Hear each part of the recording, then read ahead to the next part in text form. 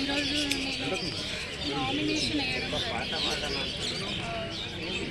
మా డాడీ శాసనసభ్యుడిగా ఉన్నందుకు నేను ఇంకా డెవలప్మెంట్ చేయడానికి ఛాన్సెస్ ఎక్కువ ఉంటాయి. అందుకే మీరు అందరూ నన్ను ఆశీర్వదించి గెలిపిస్తారని కోరుకుంటున్నాను. ఎక్కడెక్కడ వార్డు ఏ వార్డు నుంచి వచ్చారు మనం? 17 వార్డు. రాజకీయాలలో మొట్టమొదటిసారిగా అడుగుపెట్టింది. సో మీకు సొంతంగా రాజకీయాలలో అడుగుపెట్టినా లేకుంటే వారసత్వంగా పెట్టింది? ఇష్టం కాబట్టి పెట్టినా. ఇప్పుడు మా డాడీ అందరికి అందుబాటులో ఎక్కువ అవ్వట్లేదు కదా శాసనసభ్యుడు ఉన్నందుకు. సో నేను ఇక్కడ ఉండి నేను ఇక్కడ హెల్ప్ చేయొచ్చాను, ఇంకా దగ్గరకు అవుదామని.